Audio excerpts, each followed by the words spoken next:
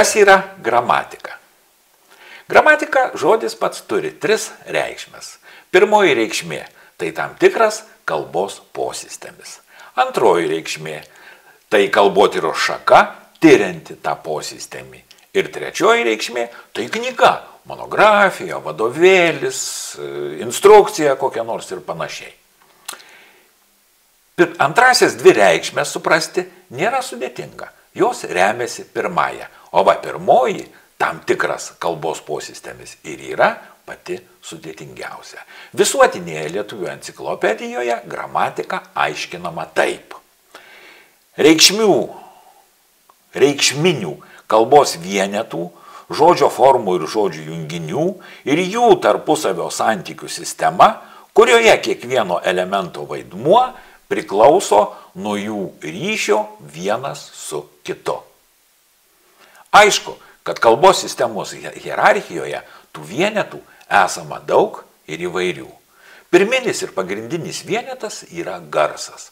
Žinoma, jis nėra reikšminis, todėl jokių ryšių su gramatika jis neturi.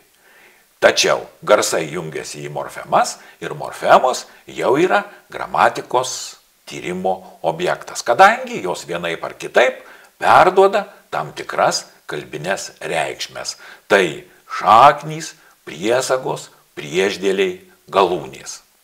Aišku, mes iš jų vienų negalime suprasti iki galo, apie ką kalbame, todėl jos jungiasi į žodžius. Alus, šaknis al, us, galūnė. Šių 2 morfemų leksinė reikšmė yra toks gėrimas, o gramatinė reikšmė vyriškoji giminė, vienaskaita, vardininkas. Tačiau taip tvirtinti galime tik formaliai. Iš tikrųjų, tikroji jo reikšmė paaiškėja iš žodžių junginio. Alus gerti sveika, vardininkas čia reiškia objektą, o alus šneka, vardininkas čia reiškia subjektą. Ir iš to išaiškėja tikroji jų reikšmė. Taigi, gramatiniai reikšmiai, kartu ir pranešimo turiniui, iki galo suprasti reikalingas ir žodžių junginys, ir žodžio forma, ir morfema. Dar reikia atsižvelgti į jų visų santykį. Tai yra tikrieji kalbos gramatinės sistemos veikėjai, sudarantys tai, apie ką kalbame, gramatika. Pagal tos vienetus, beje, žodžio formas, tai pagrindiniai vienetai, žodžio formos ir žodžių junginiai, mes skiriame ir 2 gramatikos šakas – sintaksę ir morfologiją.